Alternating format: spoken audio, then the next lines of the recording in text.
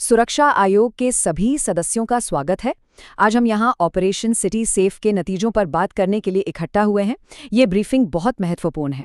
इससे पहले कि हम आगे बढ़ें, मैं चाहता हूं कि हम ये याद रखें कि इस संकट की असली कीमत क्या थी। ये एक माँ के आखिरी शब्द थे। यहीं से ये सब शुरू हुआ था। हमारी जांच का रास्ता बिल्कुल साफ था। हम 5 हिस्सों में इस पर बात करेंगे। पहले देखेंगे कि शहर में डर कैसे फैला, फिर गो कैब्स पर शक कैसे गया और कैसे फिर गरुड़ टैक्सी का नाम आया। अंत में हम उस सच का पर्दाफाश करेंगे जो सामने आया और उन कदमों की बात करेंगे जो अब उठाने जरूरी हैं। तो चलिए शुरू करते हैं पहले हिस्से से।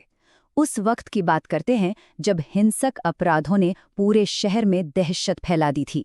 हालात ऐसे हो गए थे कि लोगों का टैक्सी सर्विस पर से भरोसा ही उठ गया। हर रात हर न्यूज़ चैनल पर गाड़ियों से कुचलने, मारपीट और यहाँ तक कि मर्डर की खबरें आ रही थी। हमारे डिपार्टमेंट के फ़ोन बजना बंद ही नहीं हो रहे थे। लोग डरे हुए थे उन्हीं सर्विसेज को इस्तेमाल करने से जिन पर वो रोज़मर्रा की ज़िंदगी के लिए निर्भर थे। अब हमारी जांच का पहला फेज। हमें एक पैटर्न ढूंढना था और जैसे ही हमने डेटा देखना शुरू किया, एक नाम बार बार सामने आने लगा। ये शुरुआती रिपोर्ट्स का एक छोटा सा हिस्सा है। देखिए, चाहे वो गाड़ी से कुचलकर मारना हो या एक साथ कई लोगों की हत्या या फिर अपहरण करके मर्डर, एक ही टैक्सी सर्विस का नाम था, गो कैब्स। और एक और चौंकाने वाली बात, ड्राइवर प्रोफाइल देखिए, ज्यादातर हाल ही में भर्ती हुए लोग थे। और यहीं पर हमें पहली बड़ी कड़ी मिली। जितने भी ड्राइवर इन वारदातों में शामिल थे वो सब नए थे। उनके बैकग्राउंड चेक या तो नकली थे या फिर अधूरे। इससे ये साफ हो गया कि गो कैब्स की हायरिंग प्रोसेस में कोई बहुत बड़ी सिस्टम लेवल की गड़बड़ी थी। तो अब तक तो लग रहा था कि केस बिल्कुल सीधा है, गो कैब्स ही गुनहगार हैं। लेकिन तभी हमारी जांच ने एक ऐसा मोड़ लिया जिसने सब कुछ बदल दिया। सारे सबूत हमें उनके सबसे बड़े कॉम्पिटिटर गरुड़ टैक्सी की तरफ ले जाने लगे। ये टाइमलाइन देखिए, ये दिखाती है कि कैसे एक सोची समझी झूठी कहानी गढ़ी गई। पहले दिन गरुड़ के एक अकाउंटेंट भैरवी का मर्डर होता है और उसे ऐसा दिखाया जाता है जैसे ये गो कैब्स का हमला हो। फिर गरुड़ के ही एक एग्जीक्यूटिव पुरुषोत्तम से जबरदस्ती एक वीडियो कन्फेशन रिकॉर्ड करवाया जाता है और अगले ही दिन ये वीडियो लीक कर दिया जाता है, जिससे ऐसा लगता है कि गरुड़ के सीईओ अलगर ही इन सब के पीछे हैं। और फिर पुरुषोत्तम की लाश मिलती है जिसे सुसाइड दिखाया जाता है। एक परफेक्ट लेकिन झूठा नैरेटिव। और ये था वो कबूलनामा। अलगर ने मुझे ऑर्डर दिया, गो कैब्स को बर्बाद करना था। पुरुषोत्तम के इस बयान ने गरुड़ के खिलाफ केस को इतना मजबूत बना दिया कि सारा शक, सारा इल्जाम गो कैब से हटकर उन पर चला गया। लेकिन जैसा कि मैंने कहा, कहानी झूठी थी।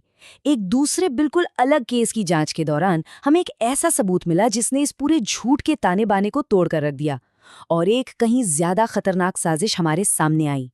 तो सवाल ये था, अगर वो कबूलनामा झूठा था तो फिर इस पूरी साजिश के पीछे का असली दिमाग कौन था? इस सवाल ने हमें हर सबूत को, हर कड़ी को दोबारा से देखने पर मजबूर किया और हम सच तक पहुंच गए।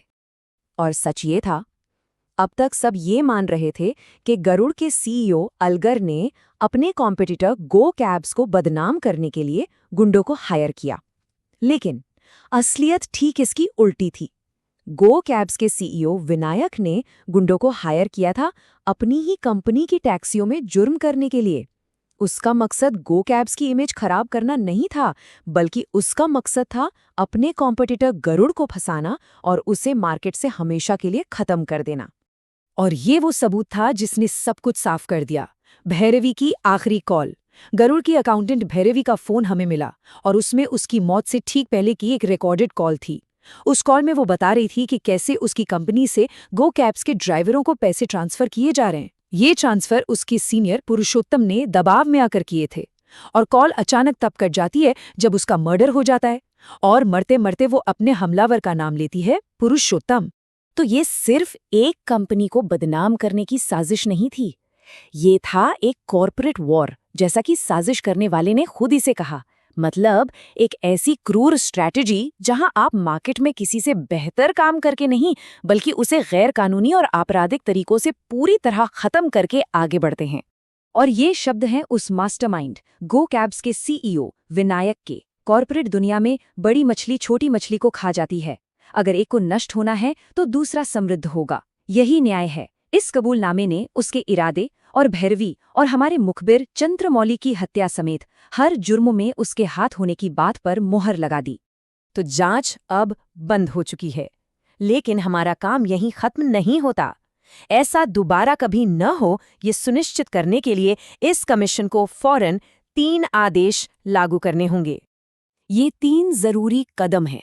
पहला, एक सेंट्रलाइज्ड बायोमेट्रिक ड्राइवर रजिस्ट्री। इसे पुलिस मैनेज करेगी ताकि कोई भी फर्जी पहचान का इस्तेमाल न कर सके।